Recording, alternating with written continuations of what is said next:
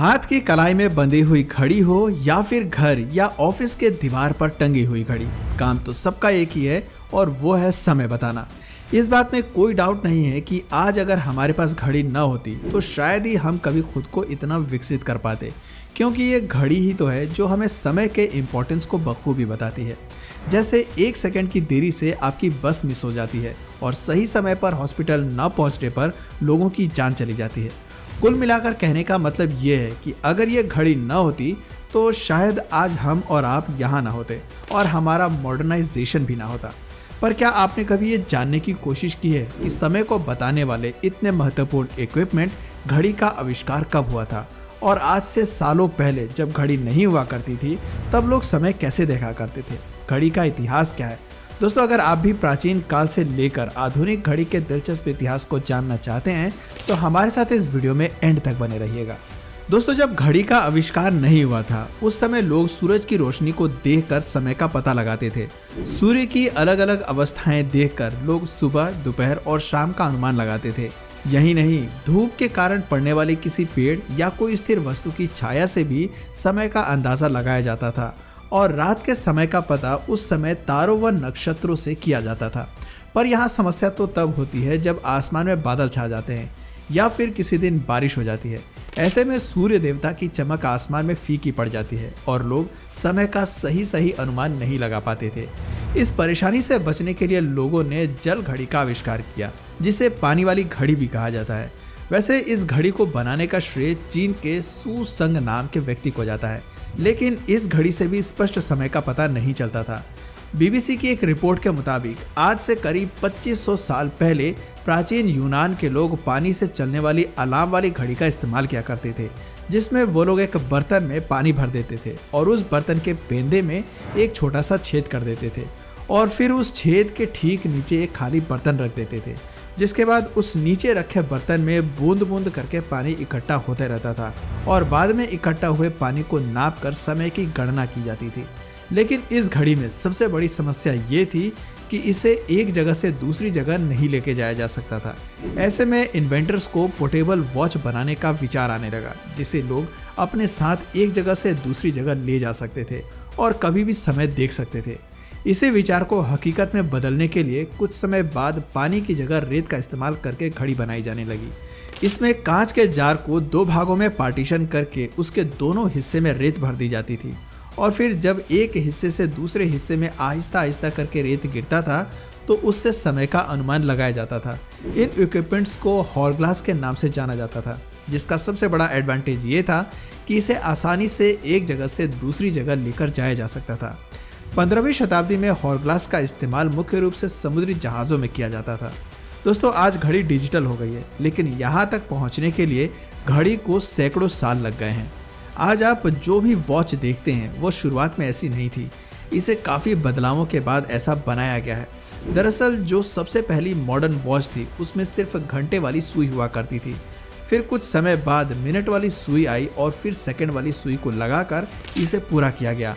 यही वजह है कि आधुनिक घड़ी के आविष्कार को लेकर आज भी कई तरह के विवाद हैं। ऐसा कहा जाता है कि घड़ी का आविष्कार सबसे पहले 996 ईस्वी में रोम में पोप सिल्वेस्टर सेकंड ने किया था, जिसके बाद यूरोप में 13वीं शताब्दी के आसपास घड़ियों का इस्तेमाल शुरू हो गया। साल 1288 का समय था जब इंग्लैंड के वेस्टमिंस्टर में सड़कों पर बड़ी बड़ी घड़ियां लगाई गई, पर उस समय पर बनी ये घड़ी भी आज की तरह की कंप्लीट घड़ी नहीं थी, क्योंकि इस घड़ी में मिनट की सुई नहीं होती थी। मिनट वाली घड़ी 1577 में बनकर तैयार हुई थी, पर इससे बहुत पहले ही 1505 में जर्मनी के पीटर हेनलियन ने क्लॉक वॉच का आविष्कार कर लिया था। ये एक ऐसी वॉच थी जिसे लोग अपने साथ लेकर चल सकते थे। साथ ही ये घड़ी आज की तरह बिल्कुल सटीक समय बताती थी, और आपको ये जानकर खुशी होगी कि आज भी इस घड़ी को काफ़ी अच्छी तरीके से संभाल कर रखा गया है। दोस्तों, रिसर्चर्स इस घड़ी को ही दुनिया की सबसे पहली आधुनिक घड़ी मानते हैं। इस घड़ी को पोमेंडर वॉच ऑफ 1505 के नाम से भी जाना जाता है। वैसे जितनी पुरानी ये घड़ी है, इसकी कहानी उतनी ही ज़्यादा इंटरेस्टिंग है। साल 1987 में घड़ी बनाने वाले एक लड़के ने लंदन स्थित कबाड़ मार्केट से 10 पाउंड में पोमेंडर वॉच खरीदी थी। हालांकि ये लड़का ये नहीं जानता था कि जो घड़ी उसने खरीदी है वो दुनिया की सबसे पहली घड़ी है। उस लड़के ने उस घड़ी को कई सालों तक अपने पास रखा था, जिसके बाद साल 2002 में उसने इसे बेच दिया। इस घड़ी का जो अगला खरीदार था उसे भी न तो घड़ी की हकीकत का पता था और ना ही इसकी सही कीमत, इसलिए घड़ी को उस समय तक अपने पास रखने के बाद उसने भी घड़ी बेच दी। और आखिरकार ये घड़ी एक रिसर्चर के हाथ लगी, जिसने इस घड़ी की हकीकत को दुनिया के सामने रखा। अब यहाँ आप में से बहुत से लोग ये सोच रहे होंगे कि आखिर उस रिसर्चर को कैसे पता चला कि ये घड़ी 1505 में बनी है और उसके आविष्कारक पीटर हेनलियन ही है।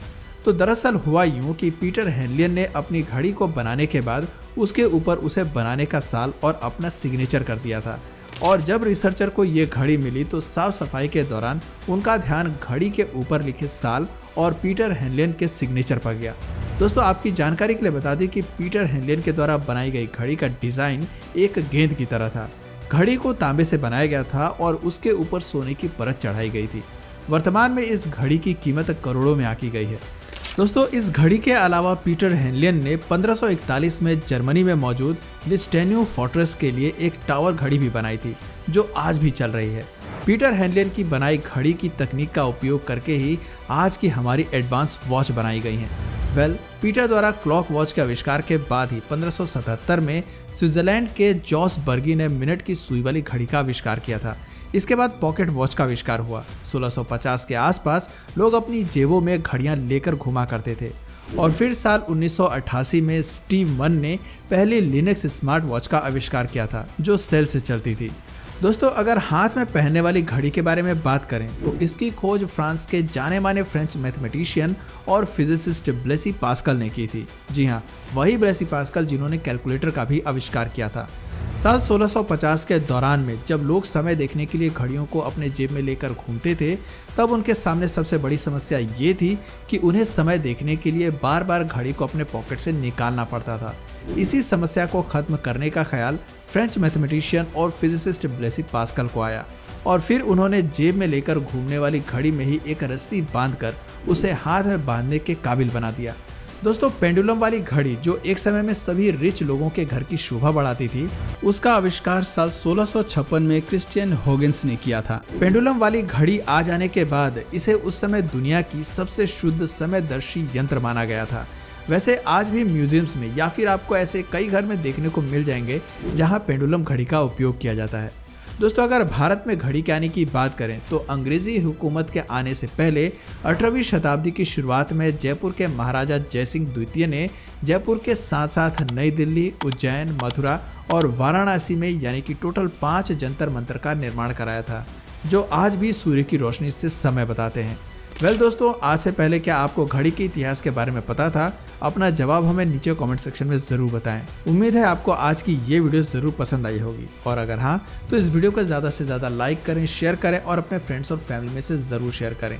और ऐसे ही अमेजिंग और इंटरेस्टिंग वीडियोज़ देखते रहने के लिए चैनल को सब्सक्राइब करके घंटी वाले बेल आइकन को भी ज़रूर प्रेस करें ताकि हमारे आने वाले वीडियोज़ आप मिस ना करें। मिलते हैं फिर किसी वीडियो में नए टॉपिक के साथ, तब तक के लिए नमस्कार।